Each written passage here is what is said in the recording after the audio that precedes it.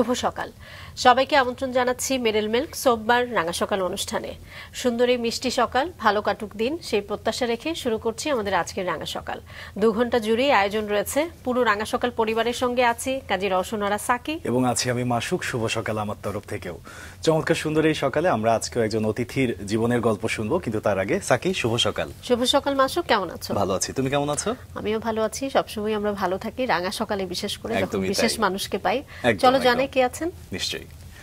প্রিয় দর্শক, আমাদের আজকে রাঙা সকালের অতিথি আবৃত্তি শিল্পী প্রজ্ঞা লাবণী। চলুন তাকে স্বাগত জানাই। শুভ সকাল। তোমাদেরকেও, দর্শককেও। কেমন আছেন? খুব ভালো আছি, খুব ভালো লাগছে। একটা সুন্দর দিনের প্রত্যাশায় আমরা সবাই সব সময়। খুব সুন্দর করে বললেন। এবং আপনার আসলে শৈশবটা শুরুই হয়েছিল রাজশাহীতে, কিন্তু কেটেছে ঢাকা বিশ্ববিদ্যালয় এরিয়াতে। ঠিক শুরু রাজশাহী নয়, আমার জন্মটা রাজশাহীতে। আচ্ছা আচ্ছা, ওই পর্যন্তই। সেটা তো আমার জানার কথা নয়। হ্যাঁ, আমি বড় হয়েছে, আমার মা যেহেতু ডক্টর হালিমা খাতুন, একজন শিক্ষাবিদ, শিশু সাহিত্যিক, ভাষা সৈনিক, তার কথা বলতে গেলে আসলে পুরো অনুষ্ঠানেই চলে যাবে। একদম একদম। তো তার একমাত্র সন্তান আমি।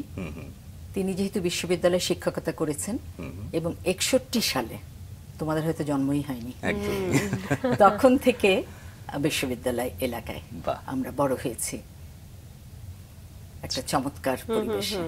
কি মনে পড়ে সেই সময়ের কথা যদি আজকে জানতে চাই আমরা?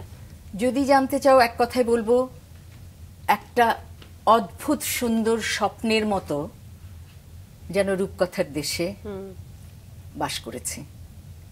দু কথায় যদি বলতে হয়, মানুষ তখন এত আন্তরিক ছিল, সহমর্মিতা, এবং সবচেয়ে বড় কথা যে লোক দেখানো ব্যাপারটা, শো অফনেসটা ছিল না। আচ্ছা, 3 কথায় যদি বলতে হয়, যদি আমাকে বলো ফিরে কোথায় যাবে, আমি ছোটবেলায় সেই শৈশবে যাব। এই যে কথাগুলো বললেন, মানে এটা তো আসলে এখনকার সময়ের বোধ আমি বলবো। সেই সময় কি কোনো কিছু মানে বুঝতে পারছিলেন যে একটা অন্যরকম পরিবেশ, যেটি আপনি নিজেই বললেন এবং আমরা সবাই জানি, একজন ভাষা সৈনিক, শিশু সাহিত্যিক, তার গর্ভে আপনার জন্ম, শিল্প চর্চায় তার প্রভাব, সেই সময় কি কোনো কিছু বোঝা যেত কিনা, সেই শৈশব, সেই বেড়ে ওঠা, সবকিছু মিলেই যদি একটু জানতে চাই। আচ্ছা, এভাবে যদি বলি যে অক্সিজেনের ভিতরে আমরা বড় হই, আমি শিল্প, সংস্কৃতি, শিক্ষা, এই সৌরমণ্ডলে আমার জন্ম এবং আমার বেড়ে ওঠা। কাজেই কি যে নাই এর বাইরে সেটা আমি জানি না। সকালবেলা উঠে যদি মুখটা গোমড়া দেখছে, আমার মা বলছে রামগরুরের ছানা, হাসতে তাদের মানা।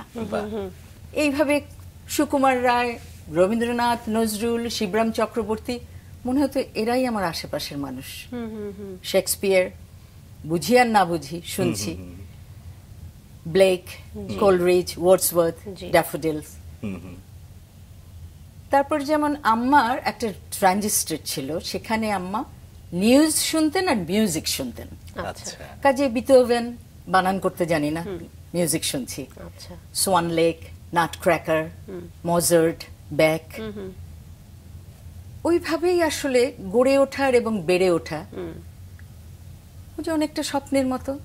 কি হবে সামনে জানি না, যেটুকু সময় পাচ্ছি আনন্দে প্রতিটা মুহূর্ত আহরণ করছি, করেছি। এবং সেই শৈশবেই এই শিল্পের বীজগুলো বপন হচ্ছিল, সেগুলো কিভাবে আস্তে আস্তে পরিণত হলো সেই প্রসঙ্গে আসবো। ছোট্ট করে আগে আপনার সম্পর্কে দর্শকদেরকে জানাবো, তারপর ফিরতে চাই।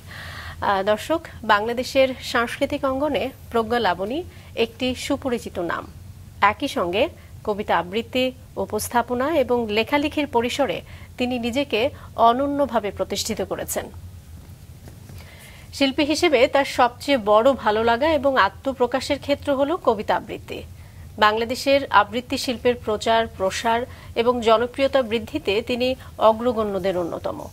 তার একমাত্র কবিতা আবৃত্তির অ্যালবাম প্রকাশিত হয় 1990 সালে বৈজয়ন্তী শিরোনামে। এদেশে টেলিভিশন প্রবর্তনের কিছুদিন পর থেকেই ছোটদের অনুষ্ঠানে নিয়মিত অংশ নিয়েছেন।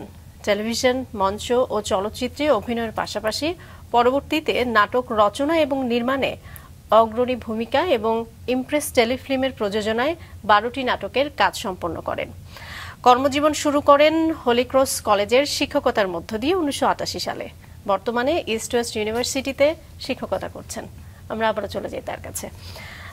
শৈশবের সেই সুন্দর গল্পে ছিলাম। আমার মনে হয় প্রত্যেকটা মানুষই যদি কখনো তাদেরকে জিজ্ঞেস করা হয়, যে কোনো মানুষকে, যে আসলে তোমরা জীবনের কোন প্রান্তে ফিরে যেতে চাও, তারা হয়তো সেই শৈশবটাকেই বেছে নেবেন।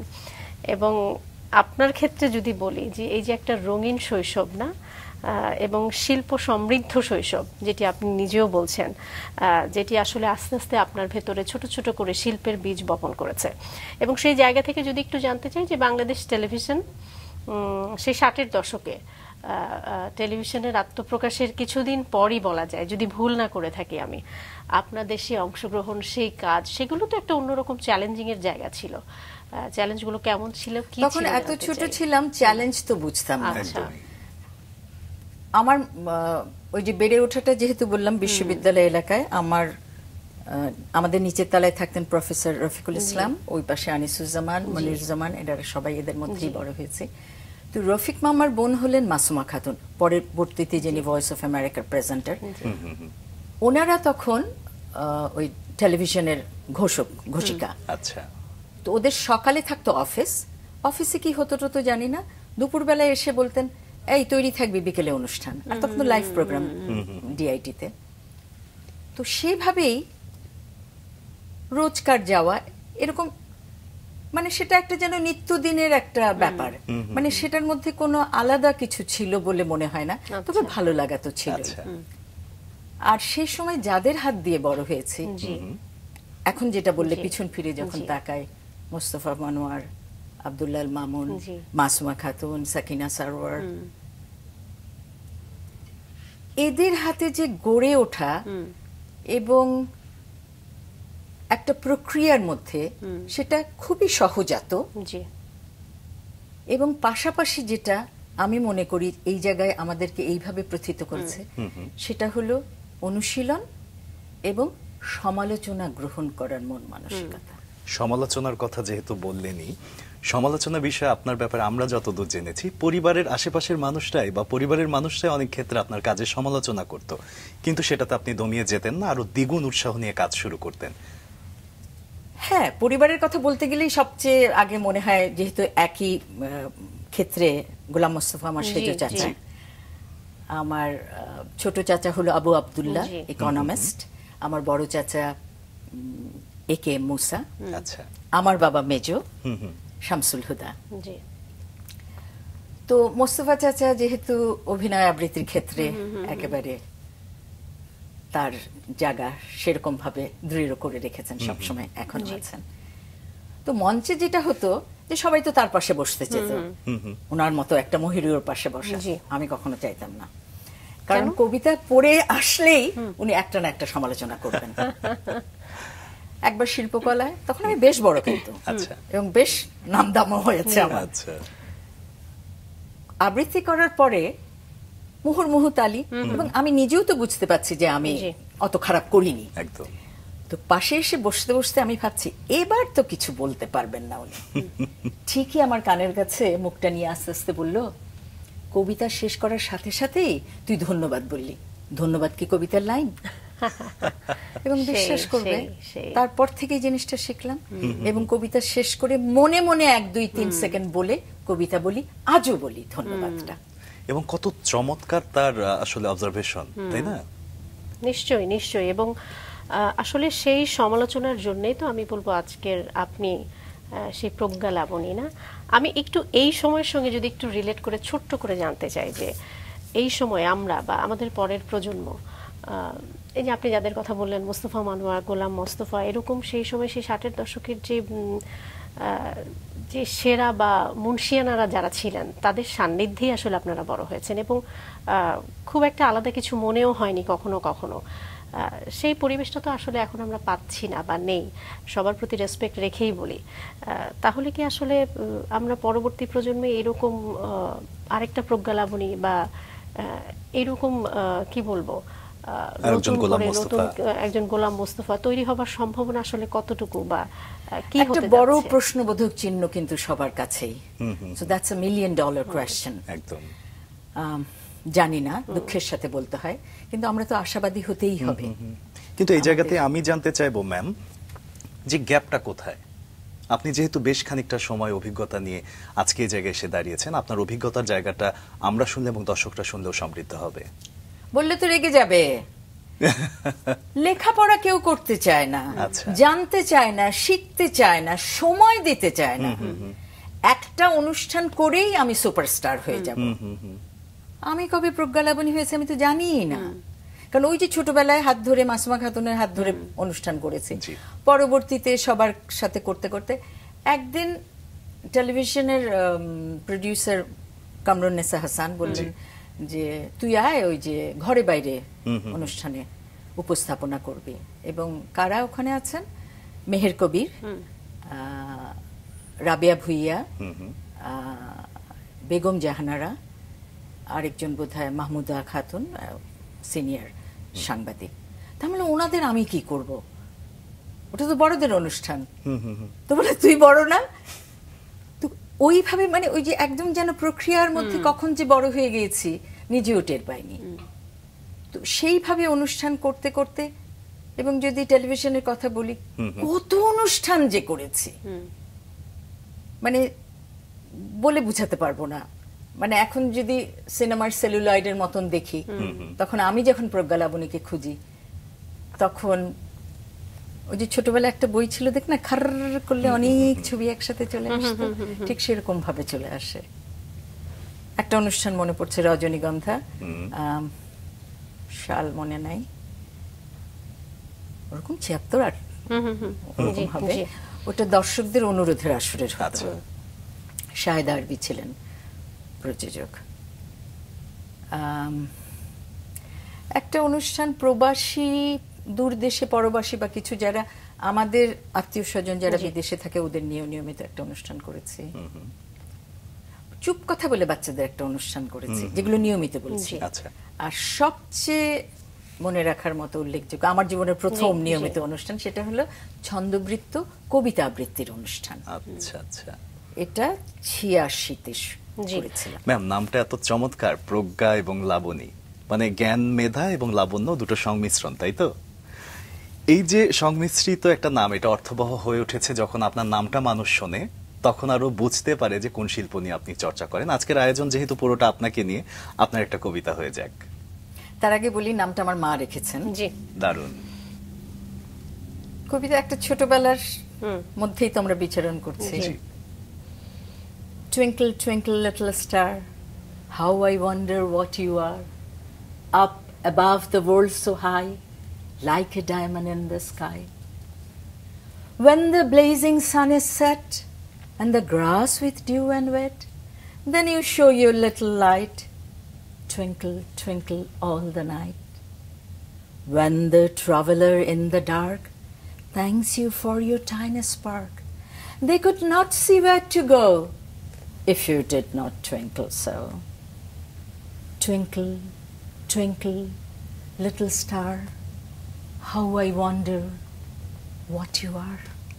Wow, চমৎকার চমৎকার। আমরা ছোটবেলায় ৪ লাইন তো পড়তাম, পরে আমি বাকিটা পেয়ে ওটা আমি আত্মস্থ করে নিয়েছেন নিজের মতো।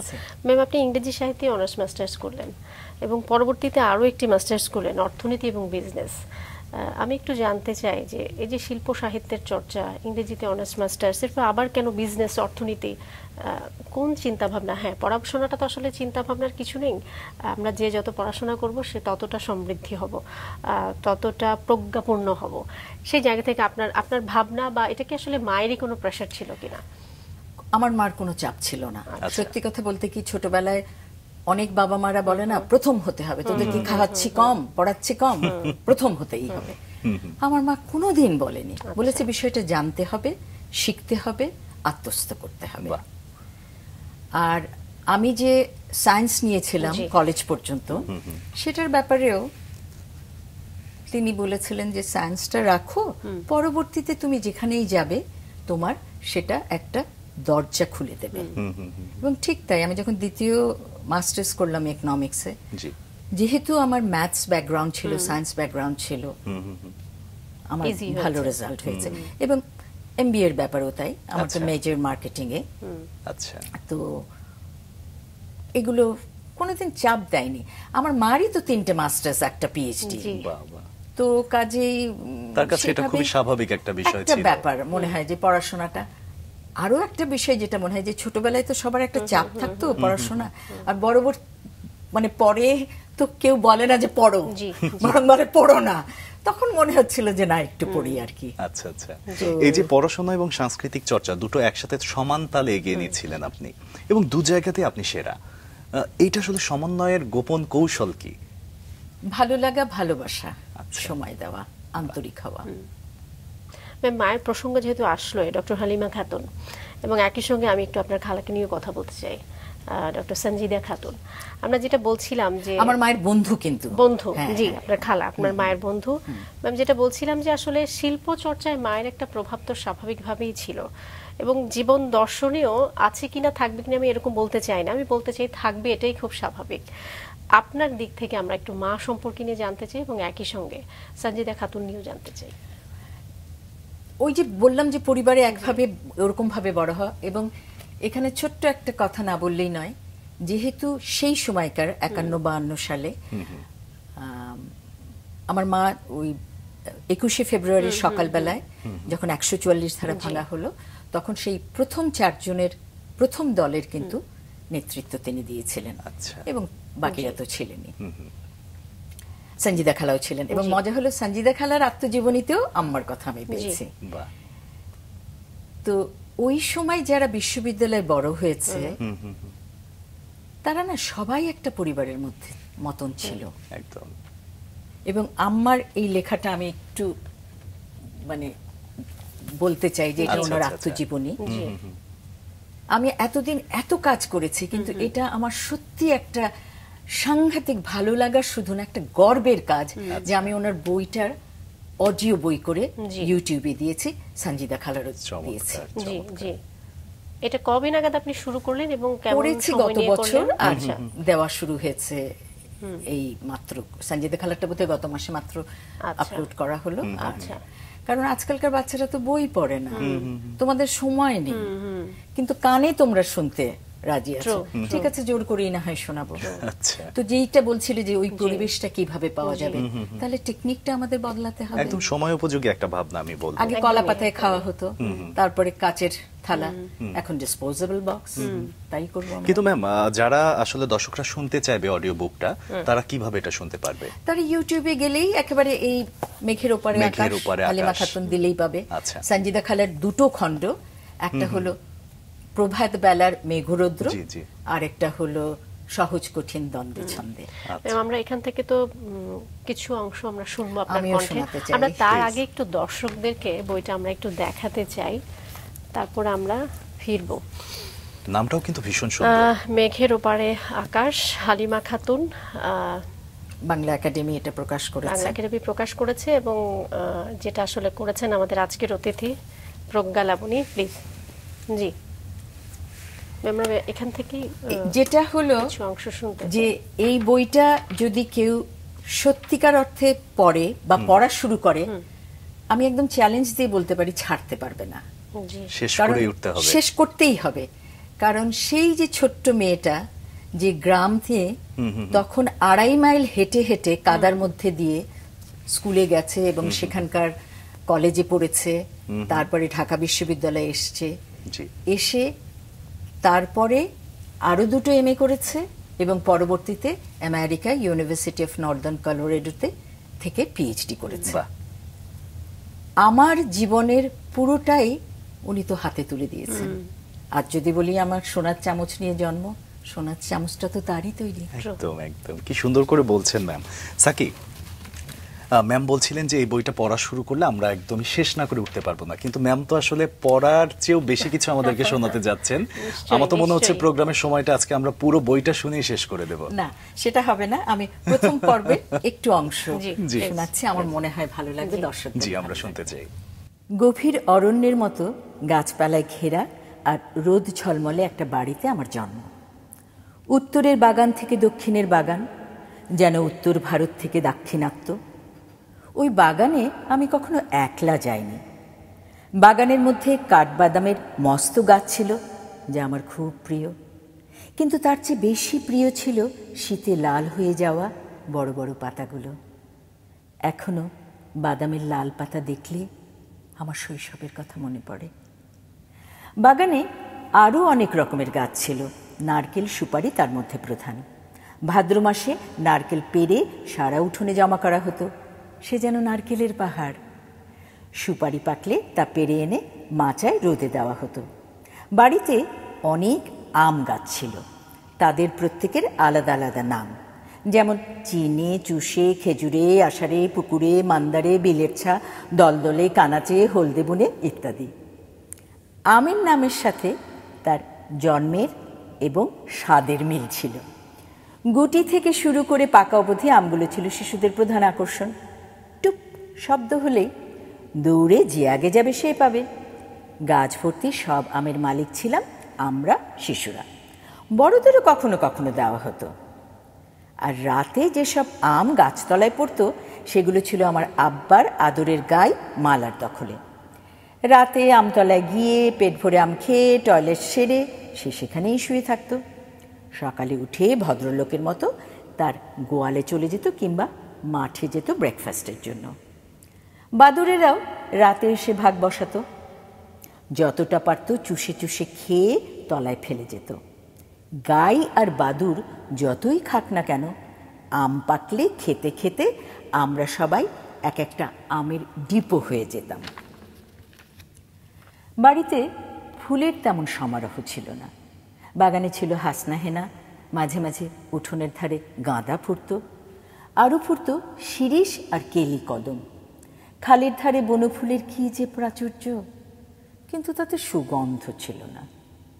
সবুজ রঙের অদ্ভুত এই ফুলের থোকা থোকা কুড়ি তুলে এনে সন্ধ্যায় বড় গামলার মধ্যে ভিজিয়ে রাখতে হতো। সকালবেলায় সব কুড়ি ফুটে এক বিস্ময় সৃষ্টি করত।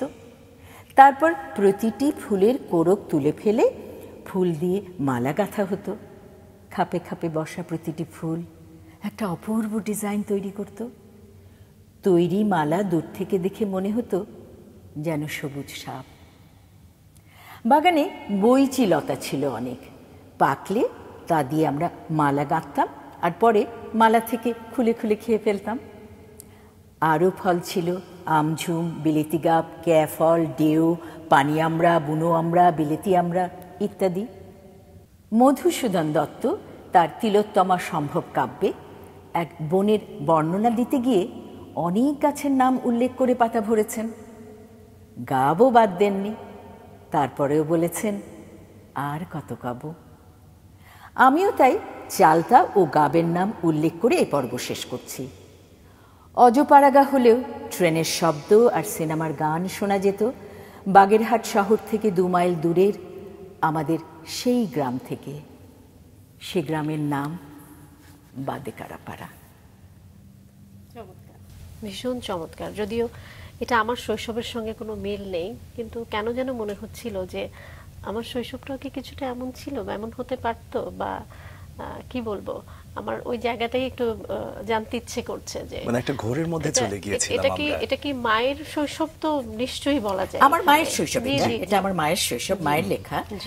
এবং বইটার মাহাত্ম্যটা আমি সেখানেই বলছি যে যে শুনবে একটা শব্দের চিত্র চোখের সামনে ফুটে উঠবে এবং দেখতেই পাবে তুমি সেটা তোমার মতন করে। একদম, যেটা সাকির ক্ষেত্রে হচ্ছিল। ভীষণ সুন্দর। আমি সত্যি একেবারে বোধ হয়ে শুনছিলাম। ম্যাম, আপনার কাছে এই মুহূর্তে আসলে একটা বিষয় আমার জানতে খুব ইচ্ছে করছে, সেটা হচ্ছে আপনি যেহেতু একদমই মঞ্চে কবিতা আবৃত্তি, নিজেকে প্রস্তুত করা, গলা প্রস্তুত করা, ওই চর্চার মধ্য দিয়ে এসেছেন, কিন্তু আপনি বলছেন অতি সম্প্রতি আপনি অডিও বুক করেছেন। তো শিল্পের ভাষাগত জায়গায়, যেমন প্রক্ষেপণগত জায়গায় যদি আমি বলি যে মাইক্রোফোনে একরকম প্রক্ষেপণ হবে, মঞ্চে আর একরকম প্রক্ষেপণ হবে, এই যে পার্থক্যটা, এটা আপনি কিভাবে দেখছেন? দেখছি মানে এটা তো একদম একটা টেকনিক্যাল বিষয়। একদম, এটা তো তোমাকে সেভাবেই নিতে হবে এবং সেভাবেই জানতে হবে। আর হলো এখন এত শেখার বিষয় আছে, এত তোমাদের সুবিধা আছে, কাজেই এটা তো কোনো কঠিন বিষয় নয়। আর হলো আগ্রহটা, তোমার আগ্রহ, জানার আগ্রহ, শেখার আগ্রহ, করার আগ্রহ। তো অবশ্যই সেটা তোমাকে একটা জায়গায় নিয়ে যাবে। আচ্ছা। এই যে পার্থক্য যদি বলো আমাদের মাদের সময়কার থেকে আমাদের পরবর্তীতে তোমাদের বা আমাদের সন্তানের, কিন্তু তার মধ্যেও তো একটা ধারাবাহিকতা আমাদের গড়ে তুলতে হচ্ছে, মেনে নিতে হচ্ছে, সাজিয়ে নিতে হচ্ছে, এবং সেই পথ দিয়েই যদি বলি স্লাইডের মতন আমরা নেমে যাচ্ছি। শিক্ষকতা করছেন অনেক দিন ধরেই, শিল্পের চর্চা একই সঙ্গে শিক্ষকতা, মেলবন্ধন তো রয়েছেই, কোনো ভারসাম্য করতে গিয়ে কোনো সমস্যায় পড়তে হচ্ছে কি? আসলে আমি তো জন্ম থেকে আমার আম্মাকে দেখেছি একটা শিক্ষক, এবং এত ভালো লাগার এত ভালোবাসার জায়গা উনি ওনার ছাত্রছাত্রীদের জন্য করেছেন। যখন হল বন্ধ হয়ে যেত, ছেলেরা হয়তো কোনো থিসিস বাকি, কাজে ওই দুদিনের জন্য কোথায় যাবে, আমাদের বাসায় থাকছে, ওরা থাকছে ড্রয়িং রুমে, আর মেয়েরা যদি আসতো মেয়ে তাহলে থাকছে আমার ঘরে।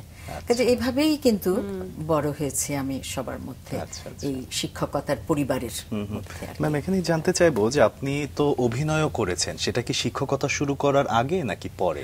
অভিনয়টা একেবারে যদি বলো, এটা আমার মানে আমার কি বলবো, আমার হুট করে করা হয়ে গেছে, হুট করে করা, এবং সেটা আমার বিষয় নয়। আচ্ছা। আমি একেবারে মানে নির্বিকার ভাবে বলতে পারি যে এটা আমার বিষয় নয়। যেমন দুটো সিনেমা করতে হয়েছে আমাকে, আচ্ছা। আহা, নির্ঝরের, এনামুল হক নির্ঝরের। ওর বোধহয় আগের শিল্পী অর্ধেক করে অসুস্থ হয়েছে বা কিছু কিছু চলে যাচ্ছে, কাজে আমাকে একদম সত্যিকার অর্থে গান পয়েন্টে নিয়ে এসে যে এটা করেন। আচ্ছা। তো করার পরে দেখলাম যে খুব খারাপ হয়নি আর কি। আর আরেকটা হলো ক্রান্তি, যে ছবির কথাটা কেউ তেমন জানে না, উনি মির্জা হাসান, তার বিষয়টা খুব চমৎকার ছিল, যে আমাদের এই যে নারী সমাজের যে অবস্থান সেটাকেই উনি তুলে ধরেছেন। ওখানে ওরকম একটা ছোট্ট রোলে। আপনি যে নিজেকে অভিনয় শিল্পী হিসেবে একেবারেই বলতে নারাজ, কিন্তু আপনি তো সেই তুখর কি বলবো চরিত্রের বিপরীতেও আপনি কাজ করেছেন। আপনি হুমায়ুন ফরিদের বিপরীতে কাজ করেছেন। ও, এটা একটা মজা। আমি খুব এটা তো আসলে আপনি যতই বলেন, আমি কিছুই বলছি না, এটা যোগ্যতার না হলে আমি হুমায়ুন ফরিদি আজ নাই, তারা তো আসলে বিফল হবেন, আমি এটাই বলবো। হুমায়ুন ফরিদি আজ নাই, তাহলে ওর সাথে এটা বললে আমার অনেক মজা লাগতো, ভালো লাগতো। যে ওটা হলো ৭৬ সাল, ফরিদি তখন জাহাঙ্গীরনগরের ছাত্র। আচ্ছা। নাটকের নাম গল্প হলেও সত্যি এরকম কিছু একটা, চরিত্রটা ও একটা লেখক, ওর স্বপ্নের মধ্যে আমি বিভিন্ন ভাবে ওর কাছে দেখা দিই। শুধু মনে আছে নাসিরুদ্দিন ইউসুফ বাচ্চু ছিলেন প্রযোজক। আচ্ছা। আর পরে যদি বললো, মনে পড়ছে যে রাইসুল ইসলাম আসাদের সাথে করেছি একটা, সেটা তখন না টিভিতে তোমার গল্প থেকে নাটক হতো, শওকত ওসমানের গল্প, সিনারিও, সেটা করেছিলাম। আর আরেকটাও আমাদের আবু জাফর সিদ্দিকী ভাই, উনি নজরুলের শিল্পী। আর সবচেয়ে যেটা আরেকটা ওরকম ভাবে একেবারে রীতিমতো ভয় দেখিয়ে আমাকে আতিক ভাই, আমাদের আতিকুল হক চৌধুরী, নাট্যকার, কাবলিওয়ালায়। আচ্ছা আচ্ছা। মিনির মা, কারণ মিনি করেছিল আমার মেয়ে অনুসুয়া, অনুসুয়ার প্রথম নাটক। তখন তো 5 বছর দরকার, ওর তখন 5 হয়নি। তো যাই হোক, কেমন করে যে আতিক ভাই করতে পেরেছিলেন আমি জানি না, তো আমাকে করেছিলেন। তো একটা মজার কথা মনে হচ্ছে যে পরে অনুসুয়াকে আবার আরেকজনকে জানি ডেকেছিল, তো আমাকে বলছে, মা এই নাটকের আতিক ভাইকে। কি চমৎকার। সেই বাচ্চাদের প্রসঙ্গ যেহেতু আসলে আমরা একটু জানতে চাই ম্যাম, আপনার 3 জন কন্যা সন্তান, একজন আমার 4টে বাচ্চা, তাদেরকে নিয়ে একটু ছোট্ট করে জানতে চাই। শিল্প সংস্কৃতিতে মায়ের পাশাপাশি বাচ্চাদের কথাও বলতে মারা খুব আগ্রহী। যেমন আমার মা, স্টুডেন্টরা বলেছে যে তিনি নাকি ক্লাসে, ইন্ট্রোডাক্টরি ক্লাসে যে বলতেন, আমি প্রজ্ঞা লাবণীর মা। তো সত্যি শুনে যে কি ভালো লাগতো, যে বলার নাই আর কি। যাই হোক, আমার 4টে বাচ্চা, বড় মেয়েটা হলো ইউনিভার্সিটি অফ সাউথ ওয়েলসে আছে, ইউকেতে, ওখানে পড়াচ্ছে। আর মেজোটা আছে কানাডায়, ওখানে একটা আফগানি এনজিওতে কর্মরত, ভালো একটা ম্যানেজারিয়াল পোস্টে। আর আমার ছেলেটাও ওখানে, ও অ্যানিমেশনে পড়ছে। আর ছোট মেয়ে অনুসোয়া যার কথা বললাম, ও হলো নিউ ইয়র্কে, ও মাস্টার্স করেছে ফ্যামিলি অ্যান্ড ম্যারেজ থেরাপি উপরে। তো এইভাবে যে যার জীবন নিয়ে ব্যস্ত। শিল্প সংস্কৃতির প্রভাবটা কি কিছুটা তো আসলে থাকবেই, সেটা নিজের জন্য হোক পরিবারের জন্য হোক, সেটা কি আসলে ছাপ আছে বাচ্চাদের মধ্যে যদি জানতে চাই?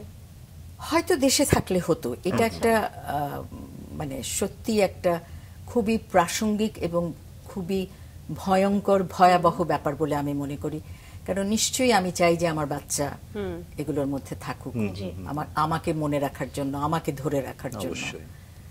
কিন্তু হয়তো দেশের বাইরে বলে পারছে না। কিন্তু আপনিও তো দেশের বাইরে আছেন ম্যাম। আমি আছেন না তো, আমি তো আসা যাওয়ার মধ্যে ছিলাম। আর আমি যে বয়সে গেছি, আমি তো একটা পরিপূর্ণ পক্ক বয়সে গেছি, কাজে সেখানে তো আর আমাকে নতুন করে প্রভাবিত করার কিছু নেই। একদমই তাই। আমরা একটু উপস্থাপনা নিয়েও জানতে চাই। আজকে তো আমরা দুজন বসেছি আপনার সঙ্গে, জানি না কি মানে কেমন যাচ্ছি বা কতটুকু ভুলভালের মধ্যে দিয়ে যাচ্ছি। আপনার উপস্থাপনা জীবন নিয়ে জানতে চাই, সেই ঘরে বাইরে আপনি যেটি বলছিলেন, একই সঙ্গে রজনীগন্ধা, অনুরোধের আসর, চুপকথা এবং অগ্রজর মতো এই যে উল্লেখযোগ্য কিছু অগ্রজটা, হ্যাঁ অগ্রজটা সত্যি আমার সারা জীবনের যদি বলি যে এই ক্যারিয়ারে অগ্রজ একটা অনুষ্ঠান এনটিভিতে, এবং মোহাম্মদ শাহাবুদ্দিন ওর কথা বলতেই হয়। এত আন্তরিক, এত কর্মঠ, এত সিরিয়াস, এত নিবেদিত। আমি মনে করি এটা তো একটা দুপক্ষের মেলবন্ধন। ও যেরকম জানে যে আপা ছাড়া এটা হবে না, এবং আমিও জানি যে ওর সহযোগিতা ছাড়া এটা হবে না। যে কোথায় কোথায় না গেছি, মানে শুধুমাত্র যে সেলিব্রিটি অগ্রজদের নিয়ে তা তো না, একেবারে রাস্তাঘাটে যেখানে যখন ও পেরেছে সব জায়গায় গেছে। আব্দুল করিম, ওনার জন্য ও তো সিলেট সেই কিভাবে এবং হঠাৎ করে রাস্তার মধ্যে ঝড় শুরু হয়ে শাহ আব্দুল করিমের করে এনেছে। তো আমি মনে করি এটা একটা খুব ভালো কাজ হয়েছে অবশ্যই। এবং আমি থাকি বা না থাকি, এই যে মানুষগুলো এবং মানুষের প্রতি সহমর্মিতা। এবং এই প্রসঙ্গে আরেকটা কথা আমার মনে পড়ছে, যে ওই যে চিঠির কথা বলতাম ইমেইলে, তো প্রত্যেক শেষ করার আগে একটা টিপস দিতাম। ধরো আপনারা পরিবারের কারোর সাথে ছবি তোলেননি, বয়স্ক যিনি আছেন, আজকে এক্ষুনি ছবি তুলুন, একটা ফ্রেম করুন, ওনার ঘরে একটা, আপনার ঘরে একটা লাগিয়ে রাখুন। একজন ওটা শুনে বলে যে আমার তো আমার মায়ের সাথে ছবি নেই, কাজে সে ছবি তুলে ছবি ফ্রেম করে আমাদের পাঠিয়ে জানালো। আরেকজন ওরকম, হ্যাঁ আপনাদের অনুষ্ঠান দেখেই আমার মনে হয়েছে যে আমার দেশে আসা উচিত। এই যে এটাই তো হলো কাজ। আমার প্রতিষ্ঠা, আমার প্রচার, আমার জনপ্রিয়তা কতখানি, সেটার পিছনে তো এই কাজগুলো হলো আসল উদ্দেশ্য। একদমই তাই।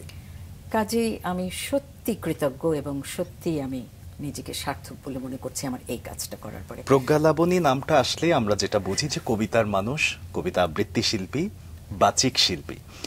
এই জায়গা থেকে উপস্থাপনায় যাওয়াটা কিভাবে হয়েছিল, বা আলাদা কোনো প্রস্তুতি কি ছিল? না, এটা একসাথেই কিন্তু। এবং পাশাপাশি আরেকটা কথা মনে হচ্ছে যে বিটিভিতে কিন্তু বিতর্ক অনুষ্ঠান হতো, ওটাও আমরা এখনো হয়। হ্যাঁ, এখন তো একেবারে নিয়মিত ভাবে খুব মানে নিয়ম মেনে হয়। তখন তো ঠিক হলো যে বিতর্ক অনুষ্ঠান হবে, এবং সালাউদ্দিন জাকি ভাই উপস্থাপক কোন সময় ছিলেন, প্রডিউসারও ছিলেন, তারপরে মাহবুব জামিল ছিলেন। আর অভিনয় করেছি, সরি বিতর্কতে গেছি আমি একবার, মনে পড়ছে আমি, মিশুক মুনির, আরেকজন বোধহয় ইফতেখার, তো এবং নীলিমা ইব্রাহিম ছিলেন বিচারক। তো ওরকম ভাবে ঠিক উপস্থাপনার আবৃত্তির ব্যাপারটা আলাদা করে কখনো দেখা হয়নি। মানে যদি বলি তেহারি না বিরিয়ানি, আসলে একজন গুণী মানুষ বা গুণী শিল্পী, সে আসলে শিল্পের যে শাখায় হোক না কেন নিজের মতো করে একটা বন্ধন তৈরি করেই না, একটা মালা তৈরি করে তার অভিজ্ঞতাগুলো দিয়ে। এই যে মালা বললে, জি, উপস্থাপক তো মালাকর, এবং সুতোটা, ফুলগুলো হলো অন্যান্য বাকি জিনিসগুলো। আমি যখন সুতো, আমাকে কিন্তু দেখা যাবে না। একদম একদম। আমার আধিক্য যদি অনুষ্ঠান জুড়ে থাকে তাহলে তো হলো না। যেমন এই বিষয়ে যদি বলি, আমার আইডল হলো সিমি গারওয়াল, রনে দে ভূতে। আচ্ছা, দেখো তোমরা সময় করে, খালি উস্কে দেন, একদম তুষের আগুনটা উস্কে দেন, এবং তারপরে যে পুরো অনুষ্ঠান যখন চলতে থাকে সেই মালাটা এত গভীর, এত প্রগাঢ়, এত মজবুত হয় যে বলার নাই। তো ওই পরিমিতি বোধটা কিন্তু আমাদের থাকতে হবে, যেটা আমাদের ভয়ঙ্কর অভাব এখন হয়েছে। আমরা মাইক্রোফোন ফেলে কথা থামাতে পারি না, কথা থামাতে চাই না। এর ভিতরেও হয়তো মনস্তাত্ত্বিক কোনো কারণ আছে, আমি জানি না। অবশ্যই, একদমই ট্রু। ম্যাম, একটু নাটক নিয়েও গল্প করতে চাই। নাটক লেখা, নির্মাণেও আপনি যুক্ত হয়েছেন, সেটাও কি খুব স্বাভাবিকভাবেই হলেন? নির্মাণে যুক্তটা একটা প্রেক্ষাপট আছে। আমার ভগ্নিপতি ডক্টর মোহাম্মদ মর্তুজা, জি, যাকে 71 সালে হত্যা করা হয়েছে, শহীদ বুদ্ধিজীবী, ঢাকা বিশ্ববিদ্যালয়ে তিনি প্রধান চিকিৎসক ছিলেন। আমার বোন, আমার খালাতো বোন, আমার কোনো ভাই বোন নাই, কিন্তু আপা আমার জন্ম থেকেই আমাদের সাথে। আমার বাচ্চারা বড় খালাটাকে মিসেস সাইদা মুর্তজা। তো ওকে যখন নিয়ে গেল এবং দুলাভাই মারা গেল, পাওয়া গেল না, সেই প্রেক্ষাপটের একটা ছোট গল্প মোহাম্মদ জাফর ইকবালের চা, সেই 1.5 পাতার গল্প, ওটা আমাকে খুব উদ্বুদ্ধ করলো। এবং 1.5 পাতার গল্পকে 30 পাতার নাটক কেমন করে করে ফেললাম আমি জানি না। মানে মনে হয় ভিতরে কোনো একটা মানে ম্যাজিক কাজ করেছিল।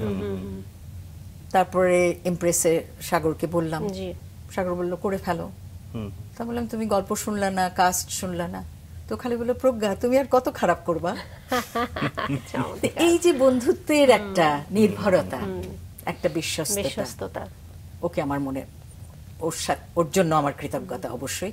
এবং টেলিফিল্মের ব্যানারেই আমি 12টা নাটক করেছি।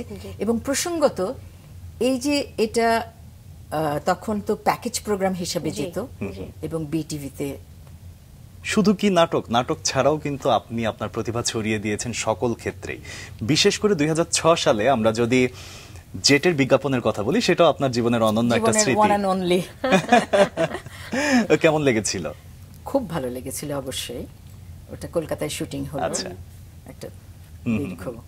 সাকি, আমাদের আজকের অতিথি এত অভিজ্ঞ যে অনেকটা ওই যে বলে না যে আলুর মতো সবচেয়ে সব জায়গায় কাজে লাগানো যায়, এবং সব জায়গায় সে নিজেকে খুব সুন্দরভাবে মানিয়ে যায়। আলুর না আলুর? আলুর। আলুও সব তরকারিতে কাজে লাগানো যায়। সেটাই বলছিলাম। অনেকগুলোই মাধ্যম, কিন্তু আপনি আসলে একটু বেছে নিলেন। যেমন অভিনয়টাকে আর বেশি কন্টিনিউ করলেন না। এই যে বিজ্ঞাপনের কথা বলছি, সেটাকেও আস্তে আস্তে আসলে আমি অ্যাড ভয়েস অনেক দিতাম, কিন্তু আচ্ছা, বহু অ্যাড ভয়েস দিয়েছি। ওটার আবার সমস্যা হলো, ওরা বলে যে এক্ষুনি চলে আসো, 5 মিনিটের মধ্যে চলে আসো। আমার তো সব সময় বাচ্চা কাচ্চা সব মিলিয়ে টিলে এত কিছু আমি পারিনি আর কি। তারপরে আমি প্রচুর অ্যাড ভয়েস দিয়েছি অনেক ডকুমেন্টারি ফিল্মে, অনেক এই যে এনজিওদের অনেক ভিডিও ইয়েতে ছবির সাথে আমি তোমার অনেক ভয়েস ওভার, কিছু ছাপিয়ে আমরা যেটা দেখতে পাই, একদম মুঠো কথায় তুলে আনলে প্রজ্ঞা লাবণী একজন আবৃত্তি শিল্পী, এটা হচ্ছে সবচেয়ে বড় পরিচয়। এবং আপনি সেই জায়গায় ভীষণ স্বাচ্ছন্দ্য বোধও করেন আমরা দেখছি। আপনার কাছে ম্যাম জানতে চাইবো, 1990 সালে বই জয়ন্তী যে অ্যালবামটা, আবৃত্তি অ্যালবামটা, সেটা নিয়ে একটু গল্প শুনবো। সেটা ওরকম হুট করে, যেহেতু কখনো কিছু করা হয়নি, কাজে ওটা করা হলো আর কি।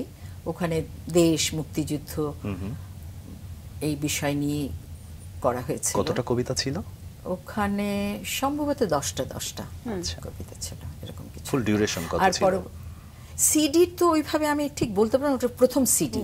আর তার আগে একটা ক্যাসেটের উদ্যোগ নেওয়া হয়েছিল, সেখানে ওই যে 60 মিনিট। প্রসঙ্গত আরেকটা কথা বলতে হয়, আবৃত্তিকার সংঘ বলে একসময় আমরা সবাই মিলে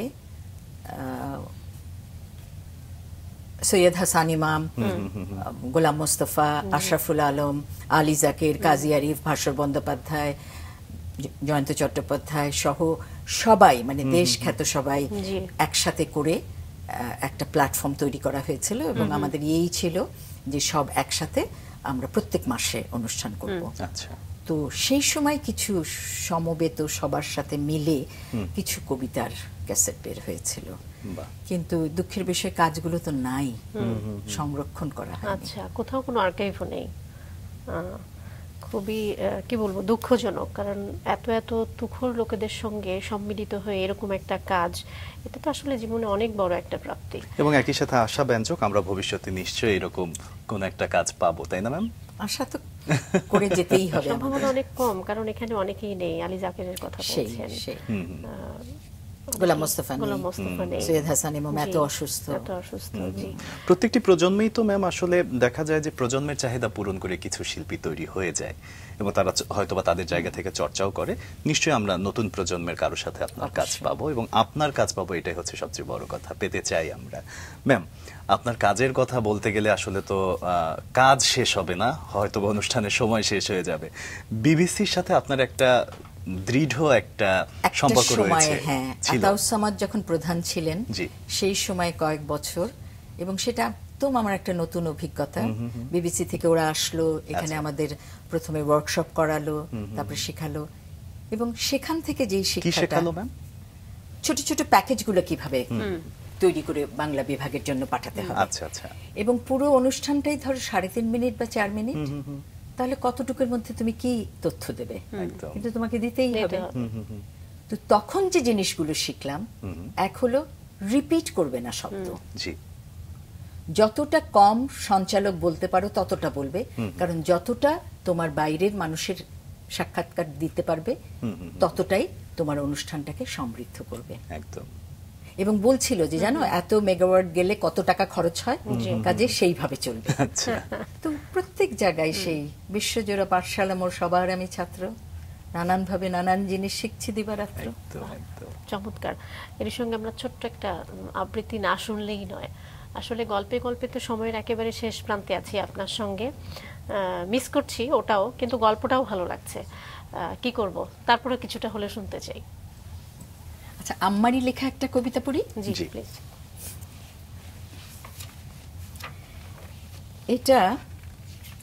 এটা আমার একটা খুব প্রিয় কবিতা, আম্মার লেখা। আম্মাও কিন্তু বাংলা ইংরেজি দু ভাষায় একাধারে লিখে গেছেন, কিন্তু খুব তো নিজের মতো থাকতেন, প্রচার বিমুখ ছিলেন। এখন সেই যোগ্য মায়ের অযোগ্য কন্যা হিসেবে আমি কতটুকু কি করতে পারবো জানি না, তবে চেষ্টার ত্রুটি থাকবে না। আমাদের উত্তরের বাগান, আমাদের উত্তরে বাগানে রয়েছে আমার মা মেডোনা, দুর্গা প্রতিমার মতো আমার বড় বোন, অস্ফুট কলিকা, আরো একটা বোন সেখানে ঘুমিয়ে আছে, দেবশিশুর মতো আমার 3টে ছোট ভাই, সক্রেটিসের মতন আমার বাবা, যাকে আমি জন্মেই দেখেছি পরিপূর্ণ শস্য ক্ষেতের মতো উদার উজ্জ্বল প্রজ্ঞাভারানত। ওই বাগানে আছেন উদয় শঙ্করের মতো আমার বড় ভাই, ক্রীড়া জগতের বিস্ময়, দক্ষ শিকারী, শিশুদের বন্ধু, মহাকালের কাছে যে পরাজিত কিংবদন্তি। আমার পিতামহ ভ্রাতৃদ্বয় চিরকাল এক অন্নে লালিত, আমার 3 পিতামহী, কাকাতুয়া নামের পৃথ্বীশ্বসা, আরও এক পৃথ্বীশ্বসা, যিনি হারিয়েছিলেন অনেক সন্তান, স্বামী আর গৃহের নিরাপদ আশ্রয়। সবাই ওখানে ব্যস্ততার সমাপ্তি টেনে নিশ্চিন্তে স্মৃতি হয়ে সটিবনের আশ্রয় নিদ্রিত। আরও রয়েছেন কিংবদন্তির নায়ক আমার প্রপিতামহ, যিনি খালি হাতে একদা এক বিশাল চিত্রল হরিণ শিকার করেছিলেন। কালের সাক্ষী সেই হরিণের ডালপালাওয়ালা শিং আমাদের ঘরের দেয়ালে লাগানো ছিল হয়তো সেকাল থেকে।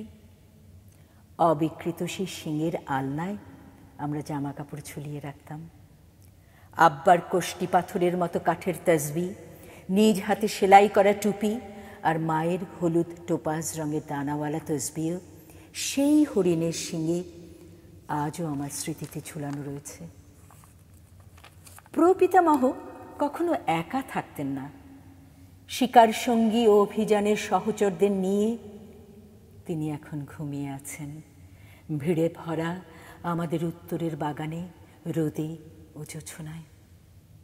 দক্ষিণের দেশ থেকে তিনি চলে এসেছিলেন আমাদের তার নতুন আবাদে, যেখানে জঙ্গল সাফ করে বসতি করেছিলেন সেই সাহসী স্বাধীন চেতা পাইওনিয়ার।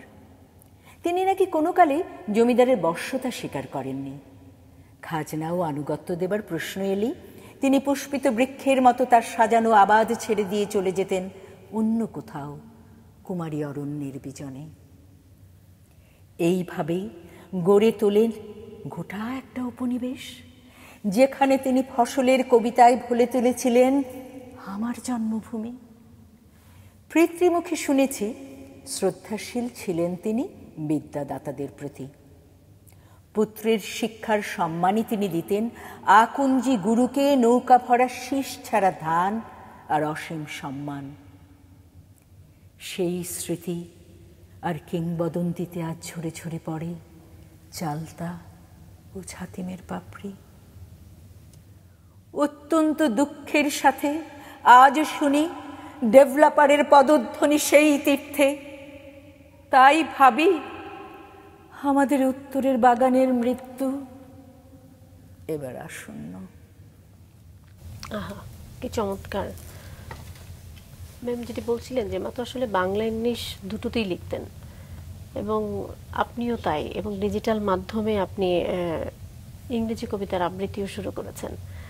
পার্থক্যটা যদি একটু জানতে চাই, একই সঙ্গে আবৃত্তিতে কি কোনো কি বলবো, কিছু যে টেকনিক আছে সেগুলোতে কি কোনো প্রভাব ফেলে যখন আপনি ইংরেজি মাধ্যমে করছেন এবং পরক্ষণেই আবার বাংলা?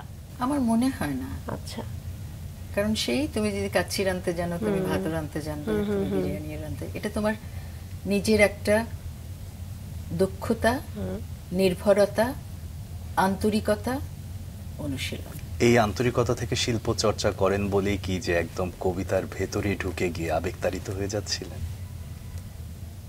মনে হয়। এটা আমি তোমার সাথে দ্বিমত পোষণ করব না। এই জন্যেই আমি আবৃত্তিকে প্রার্থনার মতো দেখি।